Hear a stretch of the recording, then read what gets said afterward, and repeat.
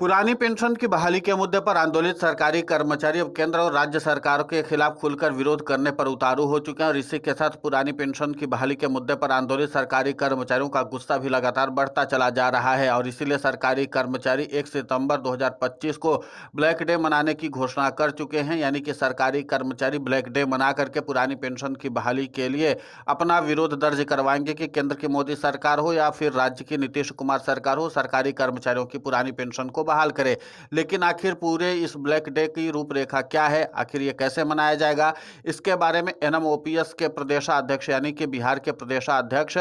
वरुण पांडे ने विस्तार से जानकारी दी है। सबसे पहले आप सुन लीजिए कि वो ब्लैक डे कैसे मनाने वाले हैं। आप सुनिए, उसके बाद हम बाकी की बात आपको बताते हैं। नमस्कार दोस्तों, मैं वरुण पांडे एनएमओपीएस टीम का प्रदेश अध्यक्ष आप सभी से एक आग्रह और अपील करने आया हूं। कल दिनांक 1 सितंबर को बिहार में 20 साल पहले लागू किए गए वैसे कानून जो कर्मचारी, पदाधिकारी और शिक्षकों के विरुद्ध था,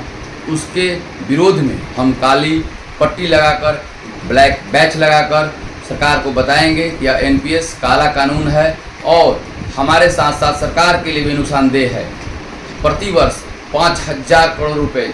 हमारे कर्मचारी और सरकार का पैसा हिस्सा उस कंपनी को दिया जा रहा है। इस कंपनी का कोई लेखा जोखा नहीं है तथा हम सरकार से यह जताएंगे कि हमारे बुढ़ापे की लाठी पुरानी पेंशन जिसको हम कहते हैं वो लागू करें और सारे कर्मचारी और पदाधिकारी और शिक्षकगण इस बात से सरकार को अवगत कराएंगे। जय बिहार, जय हिंद, जय एनओपीएस टीम।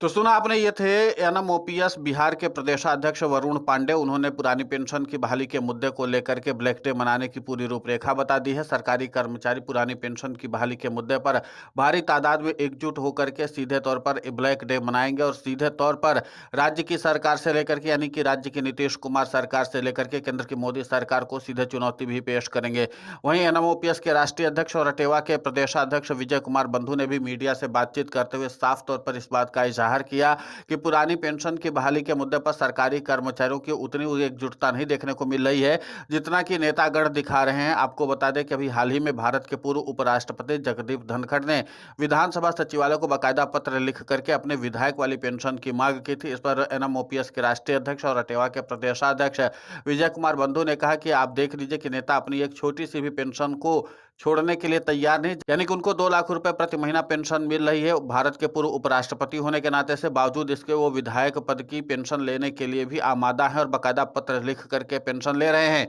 लेकिन सरकारी कर्मचारी अपनी एक पेंशन की लड़ाई के लिए पूरी एकजुटता और पूरी एक ताकत के साथ नहीं आ रहे हैं और यही कारण है कि पुरानी पेंशन की बहाली होने में ज्यादा दिक्कत आ रही है। तो जाहिर सी बात है कि एनएमओपीएस के राष्ट्रीय अध्यक्ष और अटेवा के प्रदेशाध्यक्ष विजय कुमार बंधु ने भी साफ तौर पर सरकारी कर्मचारियों को इस बात का इशारा कर दिया कि अगर पुरानी पेंशन की बहाली करवानी तो पूरी ताकत के साथ और पूरी एकजुटता के साथ हम लोगों को भी अपने आंदोलन को गति देने की जरूरत है और बिना आंदोलन के पुरानी पेंशन की बहाली होने वाली नहीं है, क्योंकि केंद्र की नरेंद्र मोदी सरकार ने साफ तौर पर इस बात का इशारा कर दिया है कि वो न तो पुरानी पेंशन की बहाली करने जा रही है और न ही भविष्य में पुरानी पेंशन को बहाल करेगी। तो इसका मतलब साफ है कि सरकारी कर्मचारियों के पास अब एक ही रास्ता बचा हुआ है और वो ये है कि वो पुरानी पेंशन की बहाली के लिए सीधे तौर पर सत्ता परिवर्तन करें। और अगर सरकारी कर्मचारी सत्ता परिवर्तन करने में सफलता हासिल नहीं करते हैं तो फिर जाहिर सी बात है कि सरकारी कर्मचारियों के लिए आगे भी चुनौती बढ़ सकती है। और इसीलिए पुरानी पेंशन की बहाली के मुद्दे को लेकर के एनएमओपीएस के राष्ट्रीय अध्यक्ष और अटेवा के प्रदेशाध्यक्ष